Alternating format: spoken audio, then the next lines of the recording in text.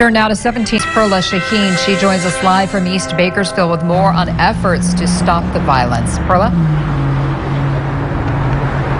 Behind me is Martin Luther King Jr. Park. It's in the heart of one of the most impoverished areas in our city. This is where over the weekend a shooting landed 2 people in the hospital. I spoke with local leaders to see how they plan to prevent crime in this area. The 93307 zip code has consistently high numbers for crime. This is the area between Highway 99 and Tejon Highway and between Highway 58 down all the way south of Arvin. If you've spent any time in the Southeast, you will realize really over the last 30 years, not much has changed. Arlena Waller grew up in 93307 in Southeast Bakersfield. She's been an outspoken advocate for economic development in the region. We're in a park that has brown grass, has a building behind us that's ran down. So if that is the environment, do you really expect the residents to look different? Gun violence and stabbings are common in the area. Last year, this zip code saw 22 homicides. That's more than anywhere else in Bakersfield. We can't do this in this community without resources. We can't do this without partnership of our elected officials. Leticia Perez has represented Southeast Bakersfield since 2013 on the county's Board of Supervisors. She says only recently the Black Lives Matter movement has pushed policymakers to look at city disparities. These kind of projects require momentum. They require a lot of buy-in, and they require a number of people who are willing to sort of go against the status quo or the way things have always been, because it's comfortable and easy to do things the way they've always been.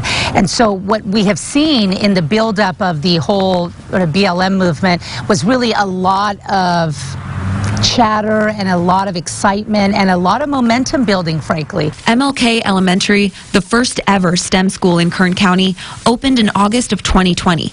The school has been closed due to the pandemic, but Perez hopes it will improve the area's high unemployment rates. For public transport, she says the county is working with GetBus to bring electric buses around MLK Park. We started in beginning of 2018 looking at the assets of this community. We know we have a brand new school, we have some community centers, a job training area and a youth job training area.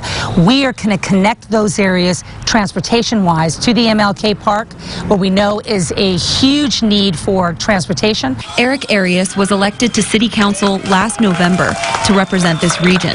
He says recent changes in national and city leadership will allow for more progress. My fight is going to be in the upcoming budget process.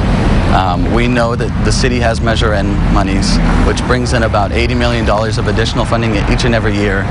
Bakersfield residents pay taxes through Measure N, meant to improve public safety and quality of life. Arias says there's recently been a big push to allocate a large part of Measure N funds to Southeast Bakersfield. I think last year about 60 to 70% of the crimes and gun violence was happening in and around Ward 1. And so my argument to them is that if we really want to tackle some of the public safety issues that we're facing, we would see a disproportionate amount of investment right there in Southeast Bakersfield. The ultimate decision lies with the council in their discussion of the budget scheduled for May. Both Perez and Arias say that the Southeast will see improvement soon. We should all be on the lookout for these changes. In Southeast Bakersfield, Perla Shaheen, 17 News.